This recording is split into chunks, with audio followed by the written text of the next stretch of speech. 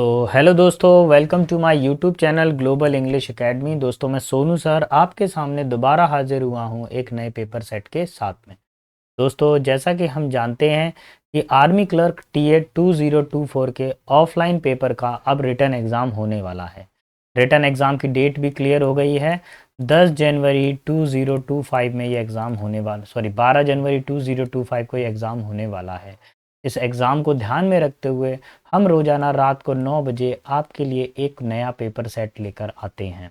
जो paper set बिल्कुल exam oriented होता है। जैसा एग्ज़ाम में पूछा गया है वैसा ही हम पेपर लेकर आते हैं। और देखिए, इसमें प्रीवियस ईयर के क्वेश्चंस को भी हम लोग शामिल करते हैं। आज हम लोग सेट नंबर 6 करने जा रहे हैं। मैं अपने वीडियो में फालतू इधर उधर की बिल्कुल बकवास नहीं करता। मैं सीधा सीधा सीधा क्वेश्चन और आंसर के बारे में ही चर्चा करता हूँ। तो बिना किसी समय गवाए हम अपने वीडियो को शुरू करते हैं। ये रहा क्वेश्चन नंबर 1। देखिए, एग्जाम के अंदर सबसे पहले अनसीन पैसेज आते हैं और अनसीन पैसेज के 10 क्वेश्चन आते हैं। मैं अनसीन पैसेज को रीड करता जाऊंगा और एक एक लाइन का मीनिंग आपको बताता हुआ जाऊंगा। Man many men and women are so money minded that they do not undertake any serious work that does not pay। आज के कई सारे लोग आज क्या हो गया, मनी माइंडेड हो गए, यानी धन पे केंद्रित उनका दिमाग हो गया है। जिस चीज़ में उनको पैसा नहीं मिलता उस काम को वो करना नहीं चाहते हैं। They believe that it is foolish to exert themselves for study and brain works which can not be converted into the cash. देखिए, वो उनका ये मानना है कि कई लोग क्या करते हैं, पढ़ाई के अंदर बहुत सारा धन खर्च करते हैं, अपने दिमाग को खर्च करते हैं। तो बिल्कुल मूर्खता का काम है। पढ़ाई से कैश का कोई लेन देन नहीं है।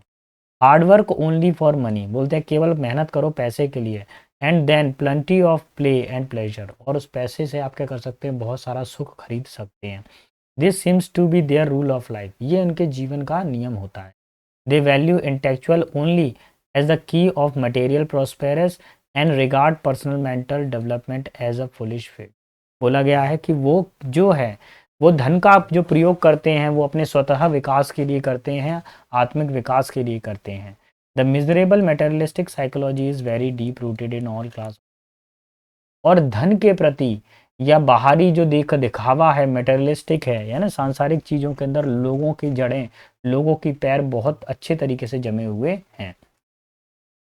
Rich and poor all suffer from it, चाहे गरीब हो चाहे अमीर हो वो इस चीज़ से पीड़ित है। An old working women complain to me, एक बूढ़ी महिला ने मुझसे कंप्लेंट की, of her sons habit occasionally buying some books. कभी कभार उसका लड़का क्या करता है, बूढ़ी औरत का जो पुत्र है वो कभी कभार किताबें खरीदता है और उसकी शिकायत वो मेरे से कर रही है। और कहती हैं वो कि wastage is money on book, कि वे अपने धन को किताबों पर खर्च कर रहा है। What good are they to him, ये किताबें उसके लिए क्यों ज़रूरी हैं। ही इज़ अ पेंटर, वो एक कारपेंटर है, एक कारपेंटर है वो, जबकि नॉट अ स्कूल मास्टर, ना कि स्कूल मास्टर। तो उनका ये मानना है कि उस कारपेंटर का वो काम करता है, लकड़ी बनाने का, लकड़ी या फर्नीचर बनाने का काम करता है वो, तो उसको पढ़ने की ज़रूरत नहीं है। उसको बिना केवल हुनर की ज़रूरत है। वो स्कूल मास्टर नहीं है, उसको स्कूल मास्टर को ही किताबों की ज़रूरत पड़ती है। तो देखिए, यहाँ पर जो 1 का आंसर लगेगा बेटा, देखिए, why do many people not like to read book, लोग किताबें पढ़ना क्यों नहीं पसंद करते। Because they do not like reading, ऐसा तो कुछ बताया नहीं है। Because they do not have time to for it, उनके पास पढ़ने के लिए समय नहीं है, ये भी नहीं बताया। They can not understand the books, वे किताबों को नहीं समझ सकते हैं, ये भी नहीं है। Because they think books do not help them in getting money, वो इसलिए किताब नहीं पढ़ते हैं क्योंकि उनका ये मानना है पैसेज के अकॉर्डिंग कि किताबें पढ़ने से धन नहीं आता है। नंबर 2 पर आइए। According to the passage money minded people value, ऐसे लोग जो मनी माइंडेड होते हैं, जो पैसे से लगाव रखते हैं, ऐसे लोग किस चीज़ को महत्व देते हैं। इंटेलेक्चुअल बुद्धि को महत्व देते हैं, नहीं देते हैं। स्टडी को महत्व देते हैं, बिल्कुल नहीं देते हैं। हार्डवर्क को महत्व देते हैं, नहीं। मटेरियल बेनिफिट्स को महत्व देते हैं, सांसारिक चीज़ों को वो महत्व देते हैं, जो मनी माइंडेड पीपल होते हैं। नंबर 3 पर आइए। Which of the following is true in the contest of the passage, passage में कौन सी चीज़ बिल्कुल सत्य थी। एवरीवन एग्जिबिट मटेरियलिज्म, हर कोई जो है मटेरियलिज्म यानी सांसारिक चीज़ों की तरफ भाग रहा है, हर कोई। अच्छा, कौन सी चीज़ ट्रू है, एक मिनट, चलिए, ये तो नहीं हो सकता।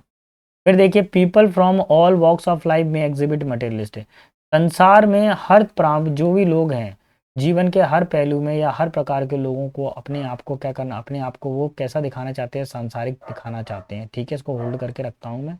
Only the rich and the poor are not materialistic. भैया मटेरियलिस्टिक का मतलब होता है सांसारिक, तो भैया अमीर लोग भी सांसारिक हैं और गरीब लोग भी सांसारिक हैं, ये तो गलत हो गया। Children do not show materialism, बच्चे सांसारिकता नहीं दिखाते हैं, नहीं बेटा ये नहीं। आपका आंसर जो होगा ऑप्शन नंबर बी, कि लोग चाहे वो गरीब हों, चाहे अमीर हो, चाहे बच्चे हों, वो सब भौतिकवाद की तरफ दौड़ रहे हैं, पढ़ना नहीं चाहते हैं लेकिन धन कमाना चाहते हैं। Option number B. Why does the old women not like her son reading the book, क्यों नहीं चाहती है बूढ़ी महिला कि उसका पुत्र किताब को पढ़े? देखिए, because he should help her more, क्योंकि वह लड़का अपनी बूढ़ी माँ की ज़्यादा सहायता करेगा, ऐसी कोई कंडीशन नहीं आई थी। Because he should be careful about his health, क्या उस लड़के को अपने हेल्थ के प्रति जागरूक होना चाहिए, ऐसी भी कोई लाइन नहीं आई। Because reading can not make him a better man, क्योंकि पढ़ने से वो एक अच्छा आदमी नहीं बन सकता, ये भी कोई नहीं आया था। Because reading does not help in profession, क्योंकि पढ़ना उसके प्रोफेशन में कोई सहायक सिद्ध नहीं हो सकता, ऐसा बूढ़ी औरत का मानना था। सो option number D will be final answer. चलिए अब अगले वर्ड की तरफ आते हैं। हमें जो वर्ड दिया गया है उसमें सेम मीनिंग ढूंढना है, अंडरटेक। अंडरटेक का मतलब क्या होता है? किसी काम में क्या रहना, व्यस्त रहना, व्यस्त रहना। ठीक है, किसी काम में लगे रहना। एश्योर का मतलब क्या होता है? किसी को क्या देना, पक्का, किसी बात को पक्का करना, है ना, सर्टेन कर देना, किसी बात को निश्चित निश्चित रूप से बताना। लाइक मतलब पसंद करना। एंगेज इनका मतलब क्या होता है? किसी काम में क्या रहना, बिजी रहना। ठीक है। एक्सेप्ट का मतलब होता है एग्री होना, किसी बात से सहमत होना। और ऑनर का मतलब होता है सम्मान, यानी कि रेस्पेक्ट। अभी आप क्या आंसर टिक करने वाले हो? कोई व्यक्ति किसी काम में बिजी है इसलिए सी फॉर कलकत्ता। देखिए बेटा, अगर आपको मेरा पढ़ाना पसंद आ रहा है, आपको लग रहा है सर हमारे लिए मेहनत कर रहे हैं, हमारे लिए नए नए टॉपिक्स ढूंढ के लेकर आ रहे हैं, तो प्लीज़ मेरे चैनल को लाइक शेयर सब्सक्राइब करना ना भूलिएगा। ठीक है, चले जवानों अब आगे बढ़ते हैं। देखिए अब 5 क्वेश्चन हो गए, पहले पैसेज में, अभी सेकंड पैसेज स्टार्ट हो गया, इसमें भी 5 क्वेश्चन आने वाले हैं आपके सामने, देखते हैं। What one wonders is the lowest common dominator of Indian culture today. आज आज आप देखते हैं कि भारत का सबसे निम्नतर जो इंडियन कल्चर है वो क्या है। देखिए मतलब सबसे भारत की कौन कौन सी चीज़ें जो बिल्कुल उनको जड़ से दर्शाती हैं। देखिए, the attractive Hema Malini, the song of Vindhya Bharati, जैसे टीवी चैनल पे शो आता था जिसमें से हेमा मालिनी के गाने आते थे, the song of Vindhya Bharati के आते थे, विनीत भारती पे गाने आते थे। The attractive Hema Malini, the son of Vindhya Bharati. फिर वो बोल रहे हैं कि हेमा मालिनी, अट्रैक्टिव हेमा मालिनी और the son of Vindhya Bharati आते थे। और the mouth watering masala dosa, मुंह में पानी वाला लाने वाला masala dosa. Delectable are these may be, each yield pride of the place to the that false symbol of new era synthetic fibre. देखिए पुराने टाइम पे क्या होता था, जैसे पुराने टाइम पे मोस्ट फेमस एक्टर थी हेमा मालिनी, लोग उनको देखना पसंद करते थे। विनीत भारती के ऊपर गाने आते थे, वो देखना पसंद करते थे। सन्स ऑफ विनीत भारती के पुत्रों को देखना पसंद करते थे। मसाला डोसा को देखना पसंद करते थे। ये सब चीज़ों के ऊपर एक चीज़ सबसे ज़्यादा भारी पड़ गई, वो क्या है? Synthetic fibre. क्या पड़ गया? Synthetic fibre. और यही आज के एरा की सच्चाई है, कृत्रिम फाइबर आ गया। In less than the 20 year the nylon sari and the terylene shirts have swept away the countryside. कुछ ही समय के अंदर, 20 साल के अंदर, नाइलॉन की साड़ी और टेरलिन की शर्ट क्या हो गई है? संसार पूरी चारों तरफ फैल गई हैं देश के अंदर। Penetrated to the farthest corner of the land and persuaded every common man. और थोड़ा सा मेरे सिर से ये कट रहा होगा तो मैं साइड हट जाता हूँ। क्या क्या बोल रहा है कि संसार में सभी जगह पे ये फैल गई हैं, कोने कोने में, और हर आम आदमी के पास पहुंच गई हैं। Every common man, women and child, बच्चों तक पहुंच गई हैं। The key to success is present day world lie in artificial fibre, glass, nylon, crepe nylon, terry mixes, polyester and what you have. आज संसार की जो सच्चाई है वो क्या है? आर्टिफिशियल फाइबर है। ना केवल महिलाओं, पुरुष और बल्कि बच्चों में भी वो फेमस है। प्लास्टिक के ग्लास आते हैं, प्लास्टिक की प्लेटें आने लगी हैं, फाइबर की प्लेटें। No more than the bicycle, more than the bicycle, wrist watch and transistor radio, synthetic clothes have common to represent the first step away from the village square. देखिए गांव से निकलकर, गांव में लोग साइकिल को पसंद नहीं कर रहे हैं, घड़ी को खरीदना पसंद नहीं कर रहे हैं, ट्रांजिस्टर रेडियो को खरीदना पसंद नहीं कर रहे, जितना सिंथेटिक फाइबर के सिंथेटिक कपड़ों को खरीदना पसंद कर। The village lass treasures is flashy nylon sari in her trousseau most dearly. The village youth gets great kick out of his cheap terricot sari trouser and the nearest he can approximate to the expensive synthetic sported by his wealth city bred contemporary. देखिए एक हो गया हमारे पास में synthetic fibre, ठीक है। Synthetic fibre की एक कॉपी कौन सी होती है, नायलॉन, ठीक है। अब वो बोल रहे हैं कि ये जो नायलॉन है इसकी जो साड़ियाँ हैं ये लोगों के अंदर बहुत प्रचलित हो गई हैं, गांव से निकलकर इसको पहले शहरों के लोग पहना करते थे, ये शहर में बहुत शाही कपड़ा माना जाता था, लेकिन अब ये गांव में भी आ गया और गांव में सब लोगों की पसंद बन गया है। ये सिंथेटिक के सबसे करीब वाला नायलॉन होता है, प्रोडक्ट होता है। And the new rich craze of the foreign, अब इसमें एक फॉरेन नाम का प्रोडक्ट और आ गया, is now more apparent than in the price that the people will pay the smuggled, stolen, bagged, borrowed and second hand thrown away the synthetic। देखिए क्या होता है इसके अंदर, एक और आ गया फॉरेन नाम का एक प्रोडक्ट और आ गया। ये प्रोडक्ट क्या है, नायलॉन की टक्कर में आया, लोग इसको खरीदना पसंद करते हैं। अब इसमें क्या होता है, लोग अब कोई चीज़ खरीदनी होगी तो उसके लिए चोरी भी कर सकते हैं, वो उसको किसी से मांग भी सकते हैं या सेकंड ओन होने पर उसको फेंक भी सकते हैं। Alas even the uniformity of the nylon. और इसके अलावा हमारे पास में क्या है कि नाइलो की जो एक रूपता है वो भी देखने को मिलती है। तो पहला, the lowest common denominator of the Indian culture today is क्या, क्या है इनमें से लोएस्ट कॉमन डिनोमिनेटर, पहला क्या था, हेमा मालिनी। तो option number 1 will be final answer, ठीक है। ये चारों हैं लेकिन इसमें हेमा मालिनी का पहले ना। The synthetic fibre, synthetic fibre का क्या है, सिंथेटिक फाइबर हैज़ क्या हो गई है, आज क्या हो गई है, ऑलवेज बीन पॉपुलर इंडिया, हमेशा से इंडिया में पॉपुलर थी नहीं, becomes popular during the last 20 year, करीब 20 साल पहले ये ज़्यादा पॉपुलर हुआ है synthetic fibre. B for Bombay ही फाइनल, ठीक है। 8 पर आइए, the latest symbol of modernity of the rural people. Rural people की क्या लेटेस्ट मॉडर्निटी है, किससे पता चलता है कि वो काफ़ी ज़्यादा मॉडर्न हो गए हैं, उनकी क्या पहली पसंद है, क्या बाइसिकल पसंद है उसको, नहीं, रिस्ट वॉच पसंद है, नहीं, ट्रांजिस्टर पसंद है, नहीं, उनको सिंथेटिक कपड़े ज़्यादा पसंद आते हैं। D for daily. The term new rich, new rich किसके लिए आया है, न्यू का मतलब होता है नया, रिच का मतलब होता है अमीर, ऐसे लोग जो अभी अभी अमीर हुए हैं। एरिस्टोक्रेसी का मतलब क्या होता है, राज शासन होता है, ठीक है।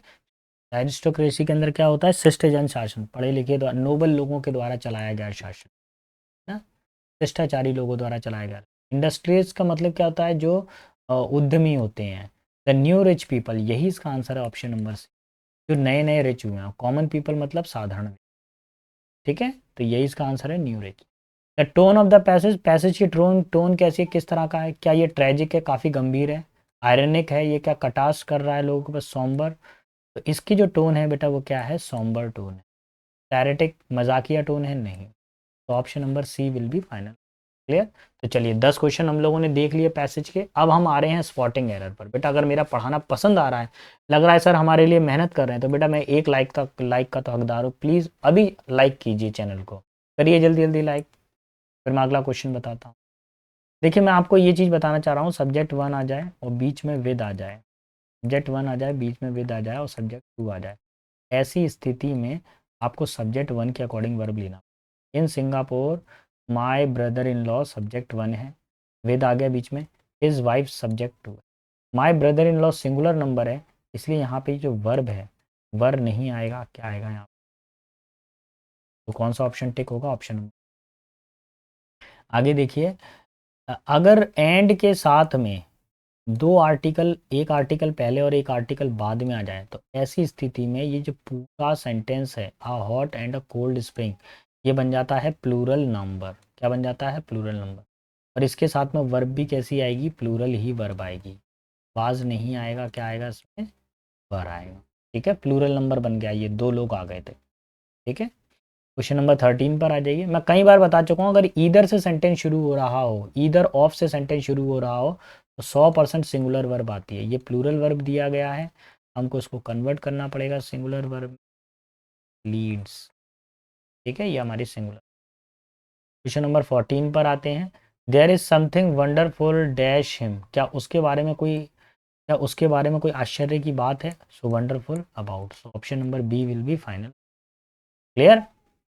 When will you hand this assignment, your assignment, आप इस असाइनमेंट को कब दोगे, सुपुर्द करना, किसी को कोई असाइनमेंट सौंपना तो हैंड इन होता है, हैंड ओवर नहीं, हैंड इन, अपने हाथों में लेना, कब आप इस असाइनमेंट को अपने हाथों में लोगे, हैंड इन होगा। नेक्स्ट आ जाते हैं नंबर 16 पर। A new minister has taken dash after that. New minister ने जो है मिनिस्ट्री इलेक्शन के बाद में न्यू मिनिस्टर ने जो है अपनी सत्ता को हासिल में ले लिया। हाथ में लेने के लिए क्या होता है, टेक ओवर। टेक ओवर का मतलब क्या था, किसी चीज़ पे कब्जा कर लेना। तो जीत गए तो उन्होंने कब्जा कर लिया पार्टी पे, तो ऑप्शन नंबर बी। ठीक है, चलिए अब आगे की तरफ बढ़ते हैं, क्वेश्चन नंबर 17 की तरफ। और 17 क्या बोल रहा है, देखिए आपको अब आर्टिकल का यूज़ बताना है। मैं कई बार बता चुका हूँ, अगर आ से लेके अंगा तक आएगा तो किसका यूज़ करोगे, एन का। वहीं का से लेके ज्ञा तक आएगा तो किसका यूज़ करोगे, ए का। यहाँ पे क्या आ रहा है, ऐश। ऐश में ए की आवाज़ आ रही है, जो कि आ से लेके अंगा तक आ रहा है, यहाँ आना एन ऐश। Option number B will be my final answer. Clear. Did you visit to the did you go to dash prison to visit him. देखिए अगर प्रिजन जो वर्ड होता है इसका मतलब होता है जेल। अगर कोई किसी व्यक्ति को सजा दी गई है और वो गया है जेल, तो प्रिजन से पहले कोई आर्टिकल नहीं आया। जैसे he was sent to the prison because he killed उसको जेल भेज दिया गया है क्योंकि उसने क्या किया, अपराध किया है। तो जेल हम क्यों जाते हैं, जब अपराध किया हो जब भी तो जेल जाएंगे। तो यहाँ पर जाने का कारण क्लियर था। जब जिस जिस चीज़ में इसका प्रयोग हो रहा है, प्रिजन का अर्थ होता है जेल। जेल के अंदर कोई व्यक्ति कब जाता है, जब हत्या करता है। तो इसका मतलब हत्या और ये जेल जाना एक साधारण बात है, इसलिए इसमें क्या आएगा, 5। अभी ब्लैंक नहीं आएगा। लेकिन अब देखिए ऊपर वाले सेंटेंस में, did you go to dash prison to visit him. क्या तुम जेल में उससे मिलने गए। तो आप तो जेल गए नहीं है, आपको सजा तो हुई नहीं है, लेकिन आप जेल में किसी से मिलने जा रहे हैं, तो अर्थ बदल गया। तो जेल का अर्थ होता है सजा काटना, किसी को सजा देना, तब ऐसी स्थिति में आता है 5। लेकिन जब जेल का प्रयोग हम दूसरे अर्थों में करें, किसी अन्य अर्थ में करें, तब हम किसका यूज़ करेंगे, इसके अंदर दा का यूज़ करेंगे। तो option number C will be final. आगे बढ़ता हूँ। I found dash 1 rupee note in the market. One में किसकी आवाज़ आ रही है, वाकी। जब वाकी आवाज़ आएगी तो हम किसका यूज़ करेंगे, ए आर्टिकल का यूज़ करेंगे। हमारा आंसर हो जाएगा ए फॉर अमेरिका। ठीक है, चलिए तो आर्टिकल के क्वेश्चन कंप्लीट होते हैं हमारे। अब आ जाते हैं हम लोग इस पर PQRS वाले सेंटेंस पर। देख लीजिए, वैन गैलीलियो वेंट होम। जब गैलीलियो अपने घर गए, he began to experiment with pendulum. उन्होंने पेंडुलम के साथ एक्सपेरिमेंट करना शुरू किया। उन्होंने क्या किया, जब पेंडुलम के साथ में एक्सपेरिमेंट कर रहे थे तो जल्द ही उनको पता चला। रुको जरा,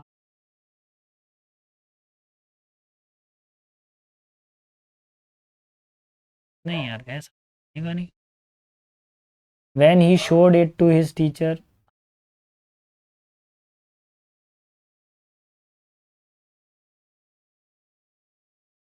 देखिए इस सेंटेंस में सबसे पहले आना चाहिए are.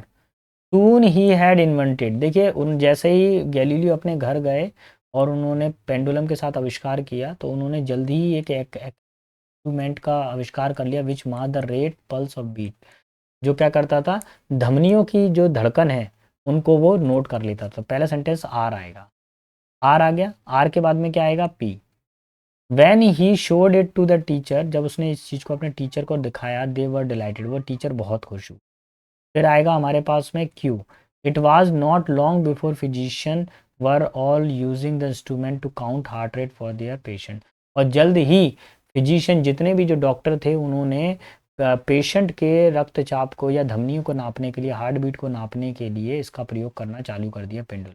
Number 4, then the clock maker began to use the pendulum to keep time. और फिर क्लॉक वाले जो होते हैं ना, घड़ी होती है ऐसी टन टन टन, ऐसी वाली घड़ी के अंदर भी पेंडुलम आने लगे। Today it has many use of it. और आज पेंडुलम के बहुत सारे प्रयोग हैं। तो option number 4 will be final. चलिए 22 पर आते हैं। 22 क्या बोल रहा है, people have wrong calculation about Japanese population. लोगों की जापान की जो पॉपुलेशन है, जनसंख्या के बारे में गलत मानसिकता, गलत गणना है। उन्होंने क्या गलत गणना कर रखी है, उन्होंने ये गलत मान रखा है। पहले आएगा बेटा इसके अंदर P. No this is not true. नहीं, ये बिल्कुल सत्य बात नहीं है।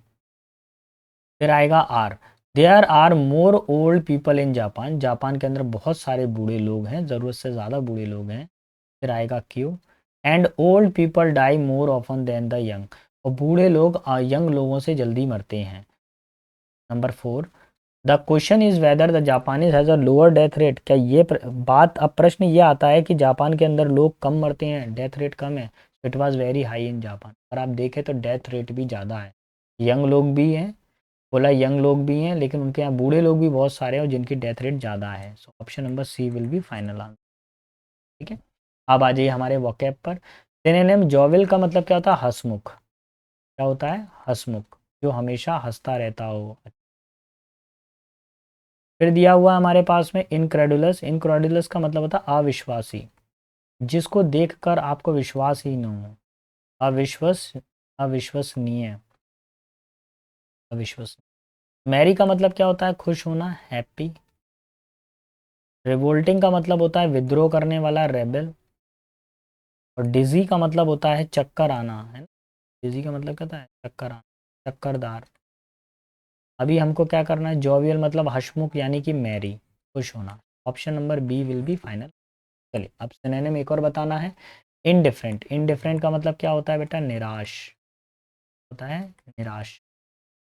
एक न्यूट्रल का मतलब होता है, अच्छा इसका क्या बताना है अपन को? निराश का, या उदासीन भी कह सकते हैं इसको, क्या कह सकते हैं?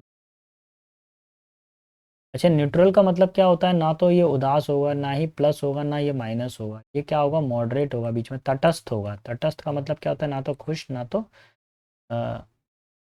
ना ही ज़्यादा खुश होता है।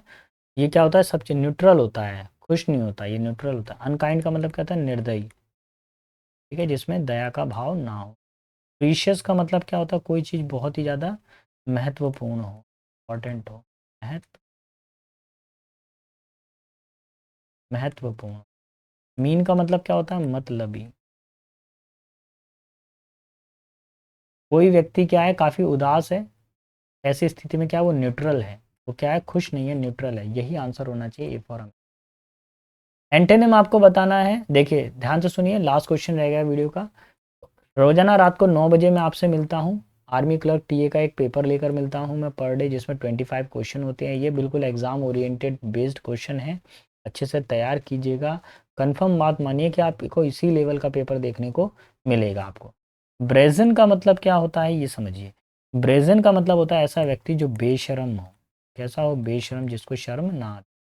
बैशफुल का मतलब क्या होता है? शर्मीला, ठीक है। बॉइस्ट्रस का मतलब होता है प्रचंड, बहुत लंबी लंबी बात फेंकने वाला। नॉइजी मतलब क्या होता है? शोरगुल। और हीटेड का मतलब क्या होता है? गरम, गर्म। अभी क्या करेंगे? कोई व्यक्ति बेशर्म है तो उल्टा क्या हो जाएगा इसका? शर्म। Option number A will be final. ठीक है जवानों, तो आज के सेशन में इतना ही था। आई होप आपको पसंद आया होगा। पसंद आए तो प्लीज़ लाइक करिए, शेयर कीजिए, कमेंट कीजिए। जवानों, मिलता हूँ मैं कल आपको दोबारा से मिलता हूँ। तब तक के लिए सारे बच्चों को बेस्ट ऑफ लक। अच्छे से तैयारी करें, अपने और अपने माता पिता का नाम रोशन करें। जय हिंद जवानों।